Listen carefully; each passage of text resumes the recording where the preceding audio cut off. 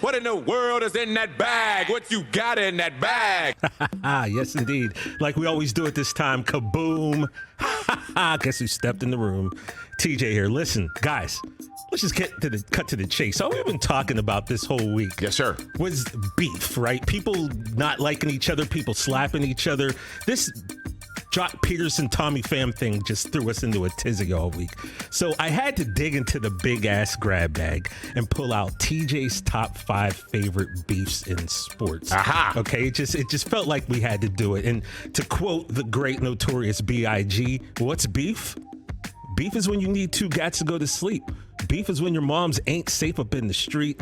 Beef is when ICU guaranteed to be an ICU. Okay, that's beef. Now coming in at number 5. I thought Notorious B.I.G. said beef is when you illegally roster Jeff Wilson. Well, he would have said it had he still been here and seen this.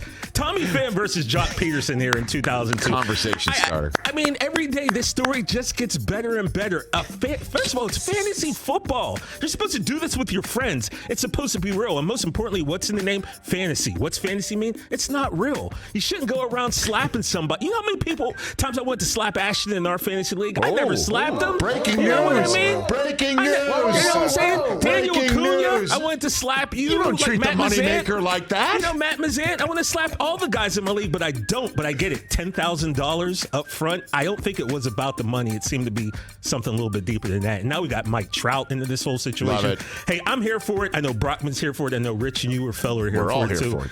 It's number 5 on my top sports beef. I got to put it in there. You know, why not? All right, coming in at number 4. This is kind of an old one, happened back in 1994, but it goes to show you, man, like, people are strange. And this is, imagine you have a competitor, right? And you guys are neck and neck, and you know this person might be slightly better than you. So your thought is, you know what I'm going to do? I'm going to hire somebody to take that person out. Because that's what Tonya Harding thought in 1994 when she had a couple guys, Jeff Gillooly. And Sean Eric Eckhart. Yeah, whose names we remember and we shouldn't. Yeah, man. And I didn't even think about that name till just right now, Rich. That's a shame that's stuck in our mind. But as you know, Nancy got kneecapped with, I don't know whether it's a Slim Jim or a baseball bat or something. There's a baton. A baton cracked her in her knee. You had the famous "Why Me" cried, and Tonya Harding, tried to take Nancy out, so she didn't make the Olympics. Up, man. It's really amazing. happened. It happened. And they made a movie out of it with Margot Robbie playing Tonya Harding. Amazing. That was a good one. Let me tell you, when you are that mad at somebody that you hire someone to come in and take them out, like Biggie would say, that's beef. All right, coming in at number 3. This one right now, Sean Eckhart was beef. He was beefy, yes. Now we've seen Mike Tyson recently, right? Mike's a little bit older, a little bit grayer, but the thing about Mike is he's not some dude you'd ever want to square up with, even at 55, 56 years old. So imagine back in 1988 when you've got a 19, 20-year-old Mike Tyson. You know, ferociously terrifying that must be.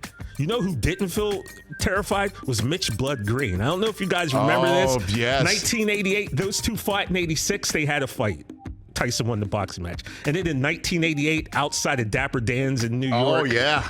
The car hood and everything. Apparently, Don King owed Mitch some money. He decided, of all people, I'm going to confront Mike Tyson about it. The result, Mitch's left eye and the 5 stitches in his face will give you the result. Mike Tyson did break his hand, but come on, man. You can't be rolling up on Mike Tyson. Well, the famous line that preceded the words "he ran," we can't really repeat here in 2022. And Mitch Blood Green had some things to say about Mike that probably made you understand why he got popped in the face. But as far as sports beefs go, man, I had to put that at number 3. Now, number 2, this one is a beef, but it almost went left really bad. Now, playing cards is a big part of culture in sports.